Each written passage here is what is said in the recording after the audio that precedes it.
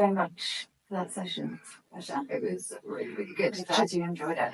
I really enjoyed it. And yes, it was exactly what I was hoping for. Super, super lovely, clear, detailed instruction. And I really wanted to get back to that. You know, you're kind of focusing on yourself. You're trying to make, you know, your little points about like my hip rotation and my foot placement. It's really good to go, oh yeah, okay. I kind of wanted to come away with a little list of maybe homework things that I can work on myself. Yeah. Which is good. I do think it's really interesting how you were compensating so much with your feet, and it like that rotation wasn't coming from your hips. So maybe a sign. Even when I was trying to think about it, they were just maybe a sign that you need to just even simple mat work, just working into your rotators then. But I think, you know, you move so nicely. It's so nice to teach someone that moves so well. It was great. Thank you. No, I loved it. How did you get into this whole thing? So I know you've got a cycling sports. Into this? Or? I think. I mean, I started doing Pilates when I got injured from doing triathlon, and I loved the detail of it. And I'd been doing yoga before, which I loved, but I think there was just something about the sort of the more detailed anatomy and sort of precision of it that really, like, I was like, I wanted to know more about this. Also, it just really worked. It just really sorted me out. So I started going to a Pilates studio, and then I decided to train. I just started with the mat work. I taught the mat work for a couple of years, and then I realised it just became a complete passion, and I decided to do my full comprehensive training. What was your mat work looking like? Were you doing that privately as well, or was that more kind of? I was just doing groups in halls, and we had a room at home that I was using, and I was just teaching in there. And online actually, because also in lockdown, that's something everyone was like thrown into online. I hadn't been teaching that long, so that was quite daunting. So that was the kind of time. Like, you know, obviously your cueing had to be so good because you couldn't adjust people. It's a whole different discipline. So that was quite a steep learning curve. But then I trained in my equipment at the Wimbledon Pilates clinic, which is kind of the Batty headquarters, I guess, in London. Just completely loved it. And then went on to do their master program, the legacy program, master 1 and 2 of that as well, because one of the things I really love about Batty and contemporary Pilates generally is how creative you can be with the setup, and just doing that extra training just gave me so many ideas for how to kind of set up for, you know, functional movement, particularly for people that are into sport, and I love that. You it's must so take that kind for integrated movement, and I love that side.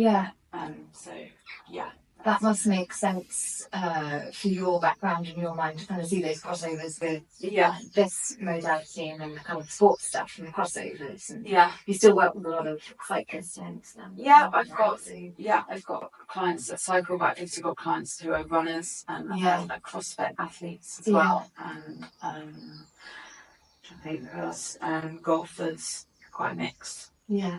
Usually someone has some sort of like bias for their sport and how they move. Tennis players as well. Tennis players and golfers are very one-sided. So I do really like working with athletes, but I do also, you know, I like working with, and that's the part of the fun of it, it's the variety, and the whole point when I opened my studio in Exeter and being at Centre Exeter was I wanted to see as many different types of people as I possibly could to get good at reading bodies and understanding how people move, and that's how it's been really. It's just taught me. It gives you the variety just to keep you interested, but it's also hones your skills more, doesn't it? That's amazing. So what do you find the most kind of challenging thing about this being your work? If anything, there must be. I think it's challenging when you're not having a good day. You've had a poor night's sleep, or like, you know, like bad time of the month, whatever it is. Yeah. Because there's so much talking and you're trying to sort of explain movements and stuff. You have to be quite on your A game with your description and so I just have these days where I'm just the words, I'm just like, oh my goodness, why can't I speak today? And so I think that's what I find most challenging about it, is you're not just sitting at a desk doing something whereby, no one's kind of listening to you. You've got to kind of it's be on it. A little bit like a performance, isn't it? Yeah. Like, it's not, because you're still being authentic. It's still you and stuff, but there's a slightly different energy where you're kind of a little bit on show. Yeah, exactly. And that, I agree. There's pluses and minuses for that. Because I do find that sometimes a little bit kind of fake it till you make it. If I'm feeling a bit low or grumpy or whatever it might be, low energy, you kind of force yourself to kind of be a little bit more on show, and then it kind of, I don't know, I find it lifts me out of it sometimes. I know what you mean. But it is a very different kind of energy, like a 3 or 4 hour stint of guiding people is akin to like maybe an 8 hour day where you just... I know, at one point I think I had a day where I was doing sort of 7 back to back without a break.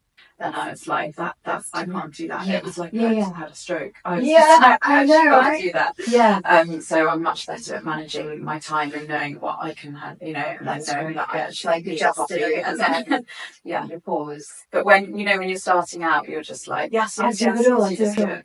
Yeah, and also it takes a little bit of time to realise, and it sounds like an excuse sometimes, doesn't it? You think, well, I've done a 3 hour shift or something, but it's different to, if you're just on your own or you're doing some kind of activity task. Yeah, and you're watching energy quite, in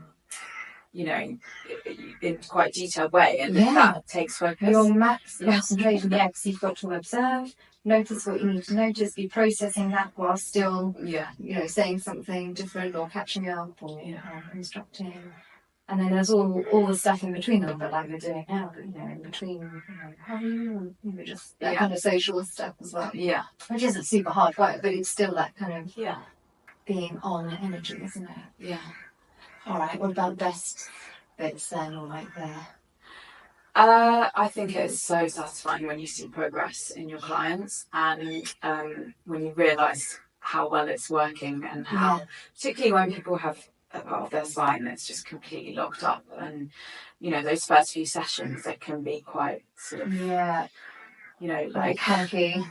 just oh gosh, like how are we going to make this work, and you're really sort of thinking what movement does this person need, and then I find there's just that session where suddenly you've realised they get a really good back extension or something, and you're like, oh, that's like the breakthrough. So that's nice when when that happens. That's amazing. Yeah, and it's just really nice when people love it. Some people really love it and they're like, I just love Pilates, and that's always also great. It's amazing, isn't it? It makes it all worthwhile.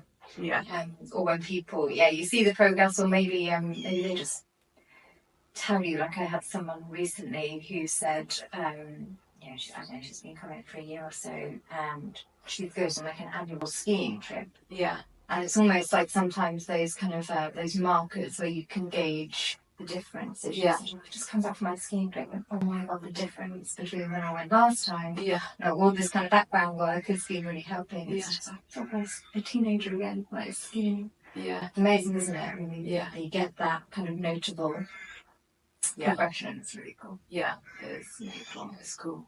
Amazing.